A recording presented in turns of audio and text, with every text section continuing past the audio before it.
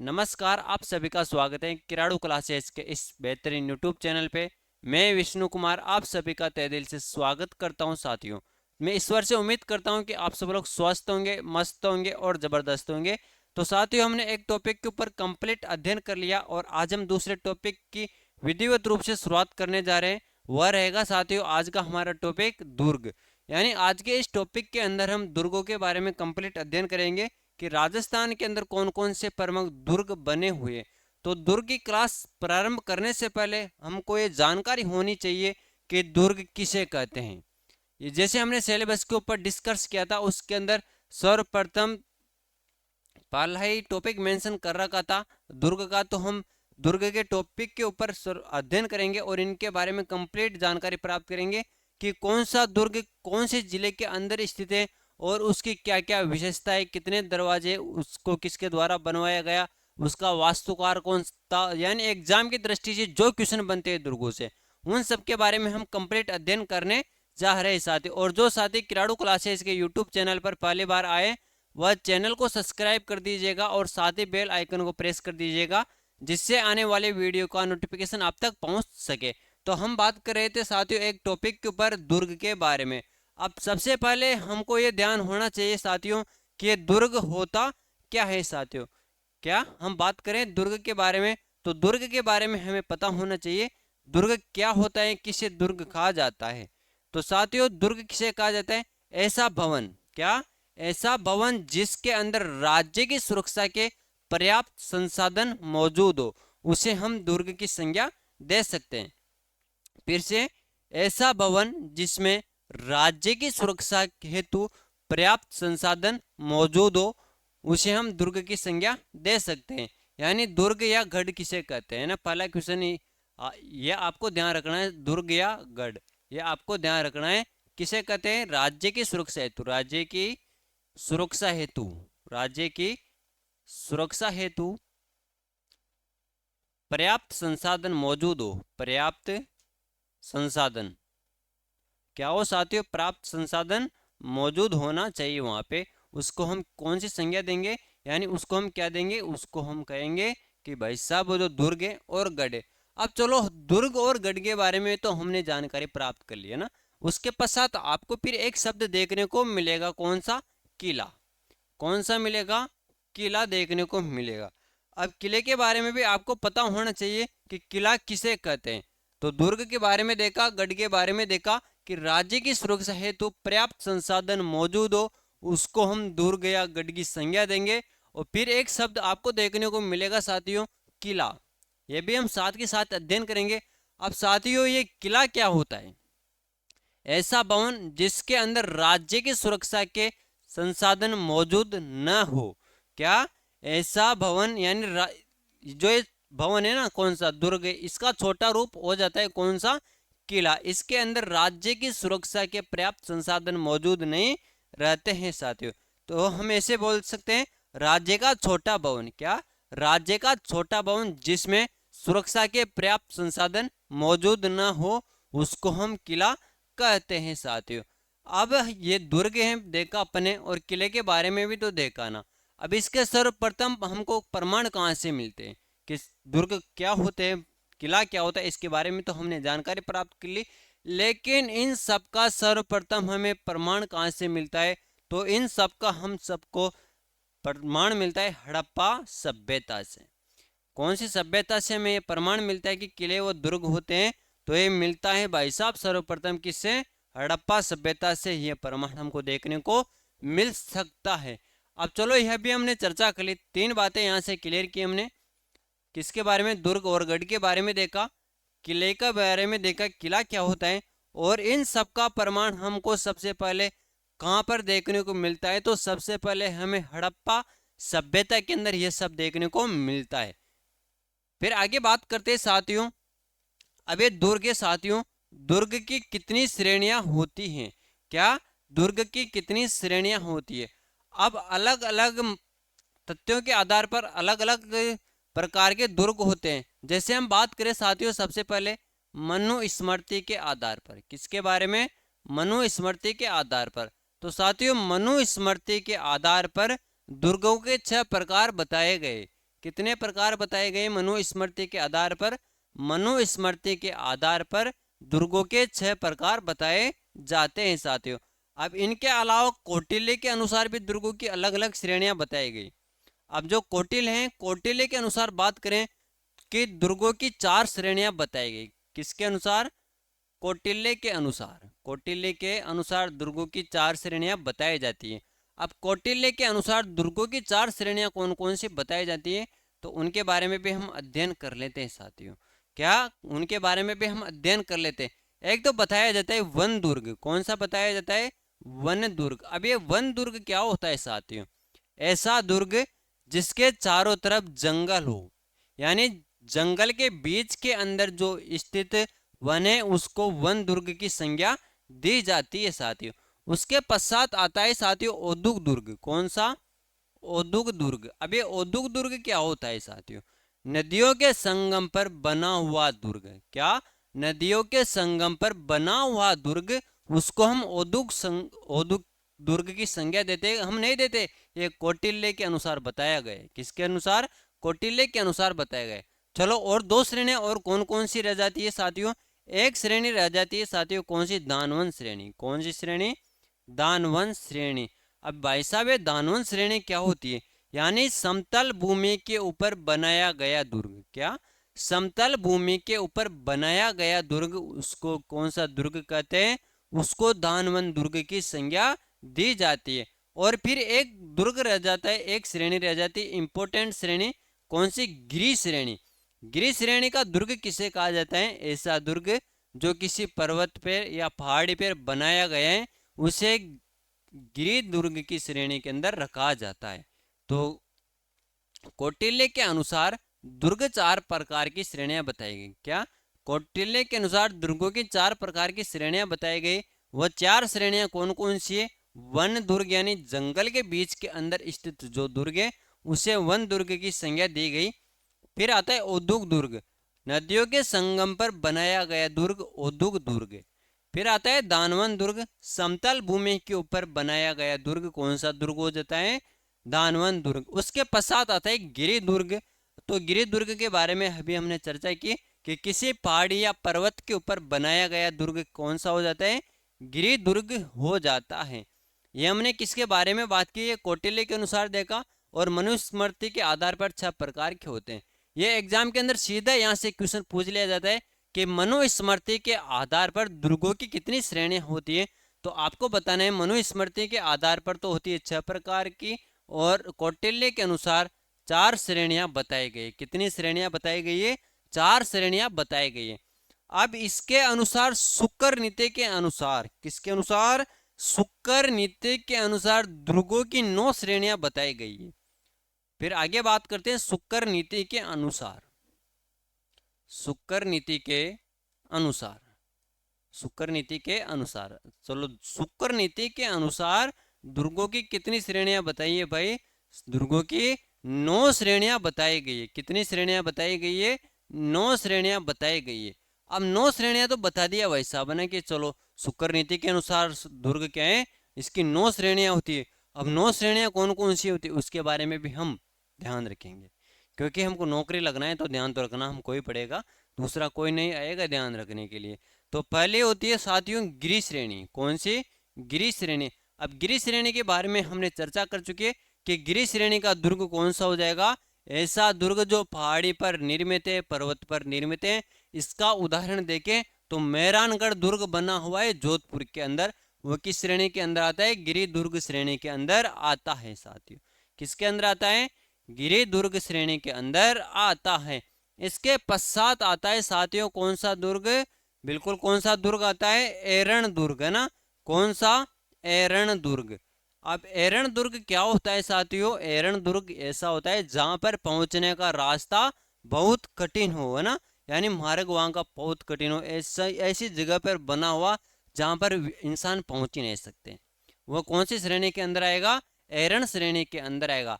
अब इसका उदाहरण देखें तो सोनारगढ़ का किला बना हुआ है जैसलमेर के अंदर, वहां पर, हाँ, जो सोनारगढ़ का किला है वह एरण श्रेणी के अंदर आता है। और इस सोनारगढ़ दुर्ग के बारे में कहा भी गए कि घोड़ा कीजिए खाट का, पग कीजिए पाषाण।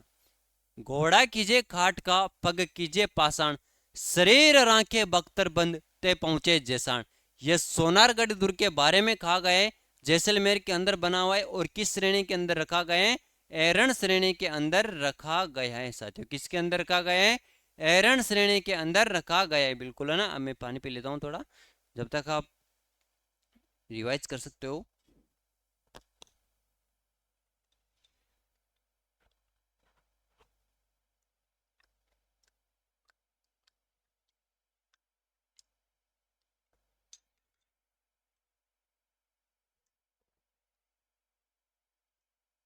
बिल्कुल साहब, है ना। चलो आगे बढ़ते हैं, और अगला दुर्ग हो जाएगा साथियों कौन सा, वन दुर्ग। कौन सा दुर्ग हो जाएगा, वन दुर्ग। अब ये वन दुर्ग के साथियों, इसके बारे में अभी हमने चर्चा की कि ऐसा दुर्ग जो जंगल के बीच के अंदर बना हुआ है। क्या, ऐसा दुर्ग जो जंगल के बीच के अंदर बना हुआ है, वह वन दुर्ग की जो श्रेणी है उसके अंदर आता है। और इसके उदाहरण की बात करें अपन, रणतंबोर दुर्ग बना हुआ है सवाई माधोपुर के अंदर। कहां पे, रणतंबोर दुर्ग बना हुआ है रणतंबोर सवाई माधोपुर के अंदर। वह घने जंगलों के बीच में बना हुआ है, और वह किस श्रेणी के अंदर आता है, वह आता है वन दुर्ग श्रेणी के अंदर आता है। फिर 4 नंबर में बात करें साथियों अपन, एक आता है दानवन श्रेणी का दुर्ग। कौन सा, दानवन श्रेणी दुर्ग। कौन सा भाई, दानवन श्रेणी दुर्ग। अब दानवन श्रेणी के बारे में हमने अभी चर्चा की थी कि समतल भूमि के ऊपर बना हुआ दुर्ग। क्या साथियों, समतल भूमि के ऊपर बना हुआ दुर्ग किसके अंदर आएगा, वह आएगा दानवन श्रेणी के अंदर। और इसके उदाहरण के बारे में बात करें, जूनागढ़ इसका प्रमुख उदाहरण देखने को मिल सकता है, क्योंकि वह समतल भूमि के ऊपर बना हुआ है। फिर आगे बात करते हैं, और कौन सी श्रेणी है, एक है जल दुर्ग श्रेणी। कौन सी, जल दुर्ग श्रेणी। अब जल दुर्ग श्रेणी के बारे में बात करेंगे, जल दुर्ग श्रेणी कौन सी आ गई साहब, यानी नदियों के संगम पर बना हुआ दुर्ग। कौन सा, नदियों के संगम पर बना हुआ दुर्ग किसके अंदर आएगा, जल दुर्ग श्रेणी के अंदर आएगा। और इसके बारे में आपको ध्यान रखना है, जल दुर्ग के बारे में, कि कौन कौन से दुर्ग नदियों के संगम पर बने हुए, उन सब के बारे में हम अध्ययन करेंगे साथियों। फिर आगे बात करें साथियों, और आता है, और कौन सी श्रेणी आती है, एक आती है साथियों पारिक श्रेणी। कौन सी, पारिक श्रेणी, पारिक श्रेणी। अब ये पारिक श्रेणी क्या है साथियों, इसके बारे में देखें, यानी कोई सा भी दुर्ग हो, उसके चारों तरफ खाई बनी हुई है। क्या, जिस दुर्ग के चारों तरफ खाई हो, वह किस श्रेणी के अंदर आएगा, वह पारिक श्रेणी के अंदर आएगा साथियों। फिर आगे बात करते हैं, ये देखो एक तो आ गया कौन सा, पारिक, है ना, और एक हो जाता है साथियों कौन सा, पारिद श्रेणी का। कौन सा, पारिद श्रेणी का दुर्ग, पारिद। अब आप देख रहे हो सर, दोनों शब्द एक ही देखने को मिल रहे हैं, तो इसको याद रखने की सीधी ट्रिक है, यानी पारिक यानी जिसके चारों तरफ क्या हो, खाई हो, ना, खाई हो।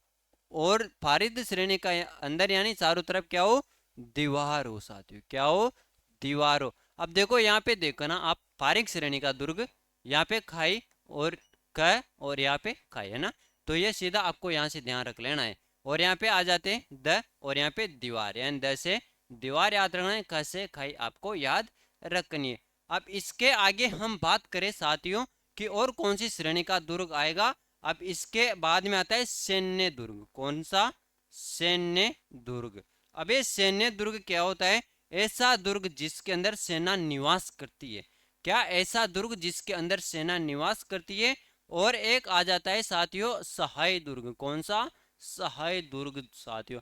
अब सहाय दुर्ग के बारे में बात करें साथियों अपन, ऐसा दुर्ग जिसके अंदर आम जनता भी निवास करती है और सैनिक भी निवास करते हैं। क्या, आम जनता भी निवास करती है और सैनिक भी निवास करते हैं, वह किस श्रेणी के अंदर आएगा, वह शाही श्रेणी के अंदर आएगा। और शाही दुर्ग के बारे में बात करें, इसका सबसे महत्वपूर्ण उदाहरण सोनारगढ़ दुर्ग और चित्तौड़गढ़ दुर्ग। यानी सोनारगढ़ दुर्ग और चित्तौड़गढ़ दुर्ग ऐसे दुर्ग, इसके अंदर सेना भी निवास करती थी साथियों, और आम जनता भी निवास करती थी। तो ये हमने किसके अनुसार देखा, ये शुक्र नीति के अनुसार देखा कि शुक्र नीति के अनुसार दुर्गों की श्रेणियां 9 होती है। कितनी, शुक्र नीति के अनुसार दुर्गों की श्रेणियां 9 होती है, और इससे पहले हमने देखा मनुस्मृति के अनुसार 6 होती है, कौटिल्य के अनुसार 4 होती है, और फिर उससे पहले हम दुर्ग के बारे में देखा, दुर्ग क्या होता है, गढ़ क्या होता है और किला क्या होता है। और इन सब का प्रमाण हमको कहाँ पे देखने को मिलता है, हड़प्पा सभ्यता के अंदर देखने को मिलता है साथियों। अभी हमने चर्चा कर ली कि दुर्ग कितने प्रकार, कौन कौन सी श्रेणी के होते हैं, किसके अनुसार कितनी श्रेणियां बताई गई है साथियों। अब मनुस्मृति एवं कौटिल्य के अनुसार सर्वश्रेष्ठ दुर्ग कौन सा बताया गया है, तो जो गिरि दुर्ग है उसको सर्वश्रेष्ठ बताया गया है, किसके अनुसार, मनुस्मृति एवं कौटिल्य के अनुसार बात करें ना साथियों, तो इन दोनों के अनुसार सर्वश्रेष्ठ दुर्ग गिरि दुर्ग को बताया गया है। यानी कौन सा दुर्ग बताया गया है, गिरि दुर्ग, यानी किसी पर्वत के ऊपर या किसी पहाड़ी के ऊपर स्थित दुर्ग है, उसको सर्वश्रेष्ठ बताया गया है, किसके अनुसार, कौटिल्य व मनुस्मृति के अनुसार। और शुक्र नीति के अनुसार बात करें, जो है अपने शुक्र नीति पढ़ रहे हैं, इस शुक्र नीति के अनुसार सबसे सर्वश्रेष्ठ दुर्ग बताया गया है कौन सा, सैन्य दुर्ग को। कौन सा, सैन्य दुर्ग को बताया गया है कि जिसके अंदर सेना निवास करती है, ये हमने जाना। अब हम आगे बात करते हैं साथियों अपने राजस्थान के ऐसे 6 दुर्ग जो यूनेस्को की विश्व विरासत सूची के अंदर शामिल है। यहाँ से भी क्वेश्चन सीधा पूछा जाता है, हम दुर्गों के ऊपर भी आएंगे, लेकिन दुर्गों के बारे में पढ़ने से पहले हमको कुछ बेसिक जानकारी क्लियर होनी चाहिए, उसके बारे में हम बात करें कि अपना राजस्थान है, अपने राजस्थान के 6 दुर्ग है, क्या, राजस्थान के 6 दुर्ग, क्या 6 दुर्ग किसमें शामिल है, यूनेस्को की विश्व धरोहर में, यूनेस्को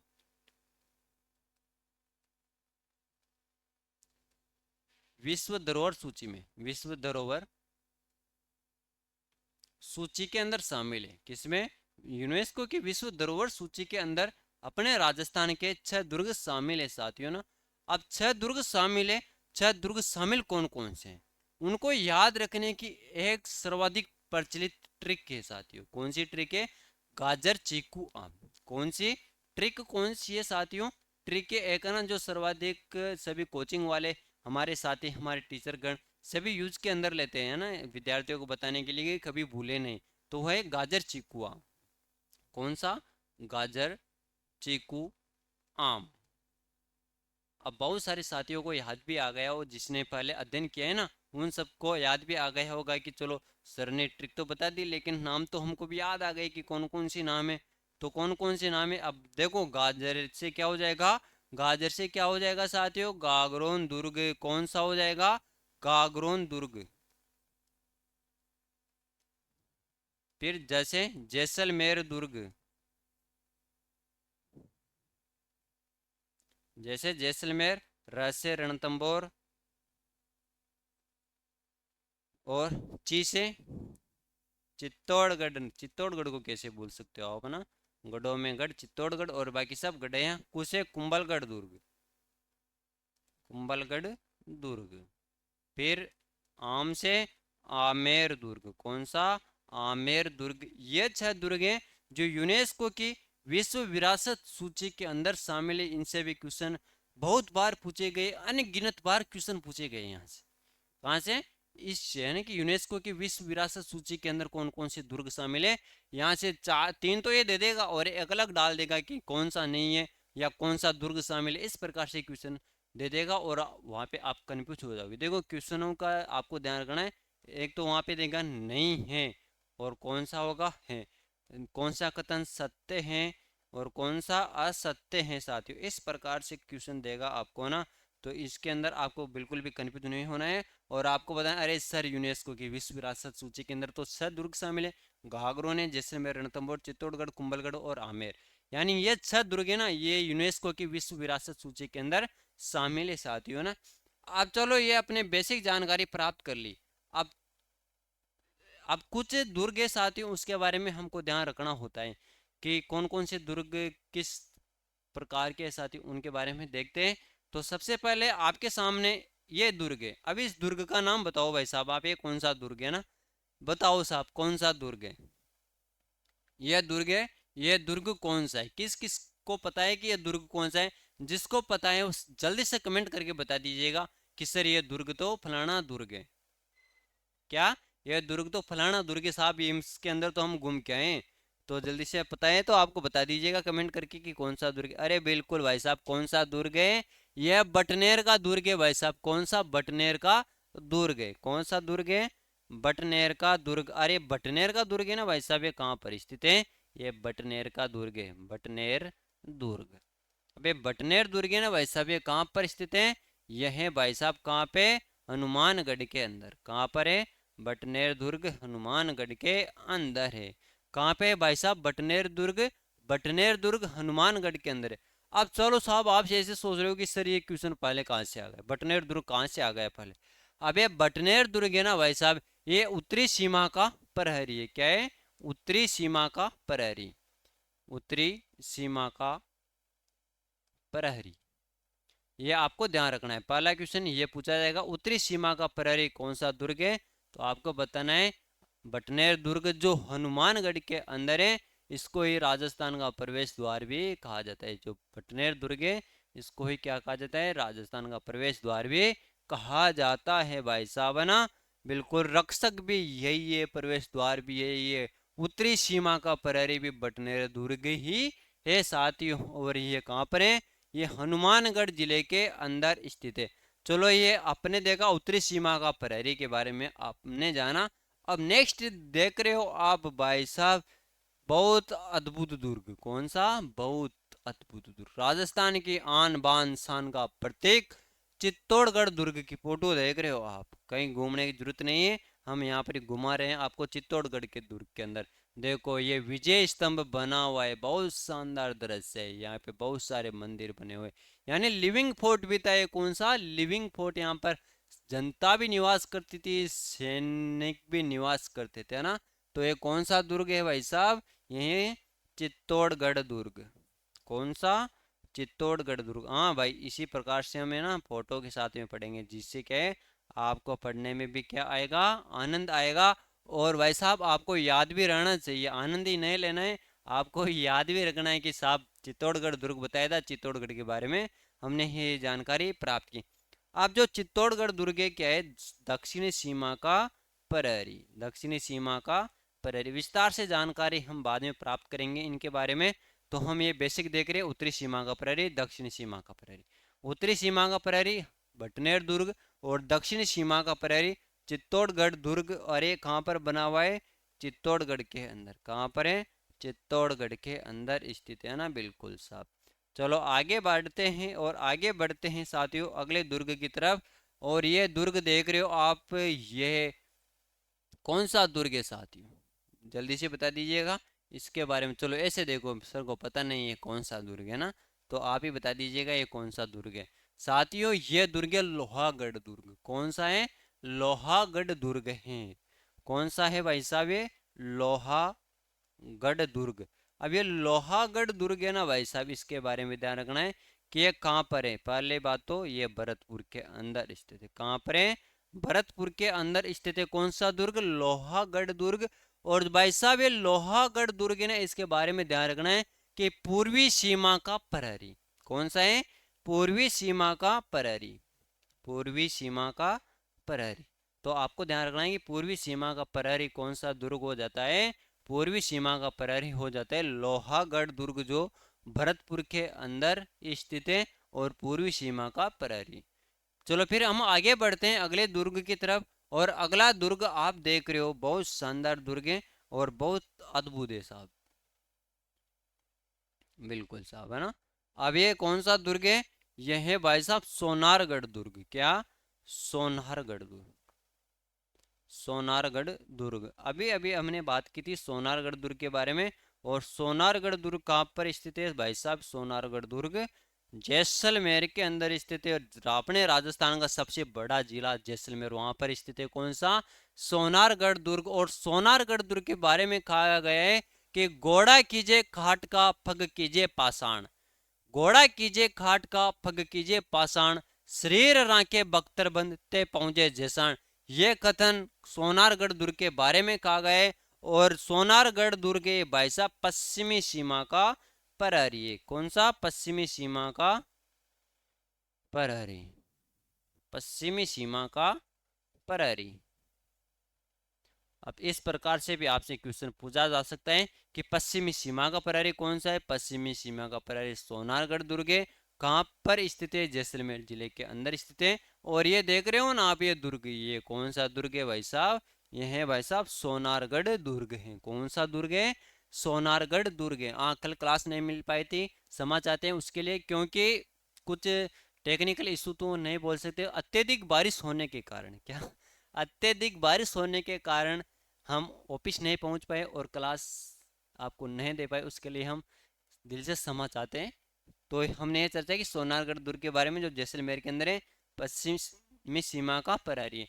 अब इम्पोर्टेंट दुर्ग आ जाता है उसके पश्चात, और आप देख रहे हो वह दुर्ग बिल्कुल अरावलियों के आन बान शान से घिरा हुआ, और वह है कौन सा? बिल्कुल, चलो बताइए कौन सा दुर्ग है? यह है भाई साहब कौन सा दुर्ग? बिल्कुल साहब, तारागढ़, जो अजमेर के अंदर स्थित है। कौन सा? तारागढ़। तारागढ़ अजमेर के, हाँ, एक तारागढ़ बूंदी के अंदर भी स्थित है ना। और ये तारागढ़ अजमेर वाले की बात करें, अब ये तारागढ़ अजमेर वाला है ना, इसको राजपूताना की कुंजी कहा जाता है। क्या? राजपूताना की कुंजी। अब राजपूताना की कुंजी क्यों कहा जाता है साथियों? यदि कोई भी शासक या विदेशी आक्रमणकारी, मान लो कोई भी, जो इस दुर्ग के ऊपर अपना अधिकार कर लिया करता था, तो ऐसे मानो कि वो पूरे राजस्थान, पूरे राजपूताना के ऊपर अधिकार कर लिया। यानी कोई सा भी ताला हो उसकी चाबी होती है, उसी प्रकार अपने राजस्थान के जितने भी दुर्ग है उसकी चाबी यही थी भाई साहब, है ना। क्या की चाबी यही थी? कौन सा? राजपूताना की कुंजी तारागढ़ अजमेर के अंदर है। और इसको राजस्थान का हृदय भी कहा जाता है ना, हार्ट ऑफ राजस्थान, राजस्थान का हृदय। किस दुर्ग को कहा गया भाई साहब? राजस्थान का हृदय तारागढ़ दुर्ग, जो अजमेर जिले के अंदर स्थित है, उसको कहा जाता है साथियों ना। अब फिर हम कुछ और बातें कर लेते हैं साथियों, अभी हमारे बिल्कुल 3 मिनट बाकी है। 3 मिनट के अंदर तो बहुत सारी बातें कर सकते हैं अपन, है ना।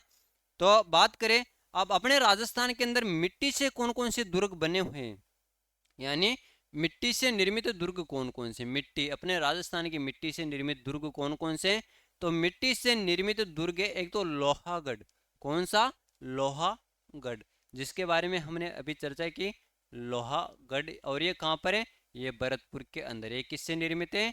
ये मिट्टी से निर्मित है। और मिट्टी से निर्मित दुर्ग कौन कौन से? एक तो देखा लोहागढ़ है, और जो भरतपुर के अंदर स्थित है। और दूसरा है भाई साहब कौन सा? बटनेर का दुर्ग। कौन सा? बटनेर दुर्ग, जो हनुमानगढ़ के अंदर है। कहाँ पे? हनुमानगढ़ के अंदर है साथियों, हनुमानगढ़ के अंदर, है ना।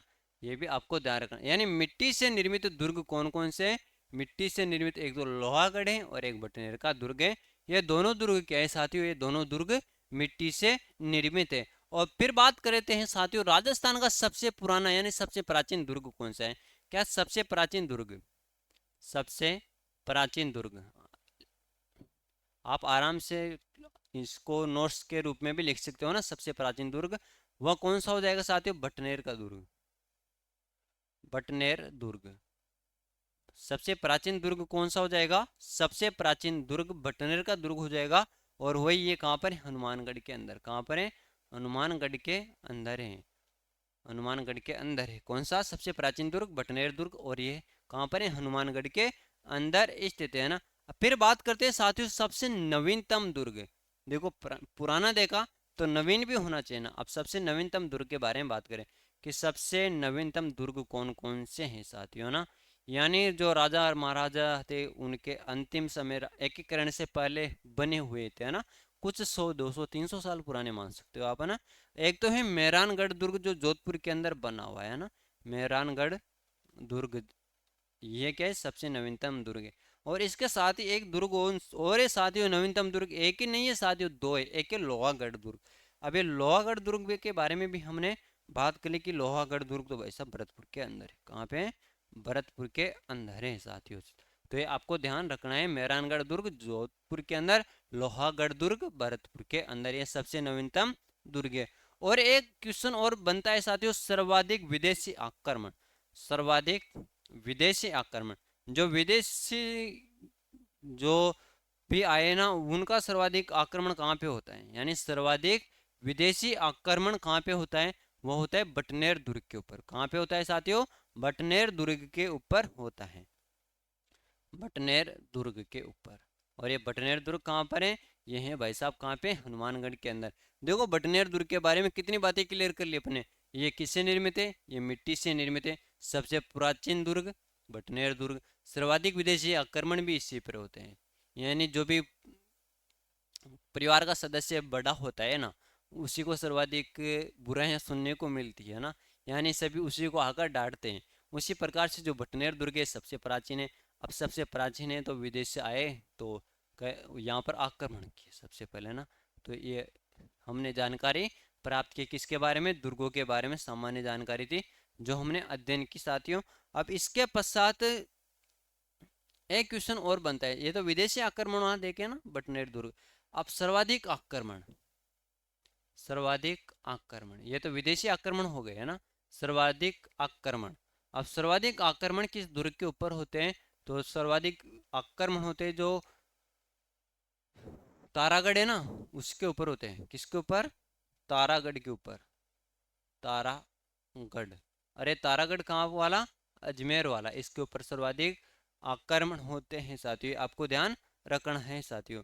ये हमने चर्चा की दुर्गों के बारे में, सामान्य विशेषताओं के बारे कि दुर्गों से संबंधित कौन कौन से क्वेश्चन हमारे बन सकते हैं। उससे पहले हमने चर्चा की दुर्गों की सामान्य परिचय के बारे में। दुर्ग कितने प्रकार के होते हैं, किन किन के अनुसार दुर्गों की कितनी श्रेणियां होती है, सबसे प्राचीन दुर्ग कौन सा है, सबसे नवीनतम दुर्ग कौन सा है, उत्तरी सीमा का प्रहरी, दक्षिण सीमा का प्रहरी, पूर्वी सीमा का प्रहरी, पश्चिमी सीमा का प्रहरी, राजस्थान का हरदे किस दुर्ग को कहा जाता है।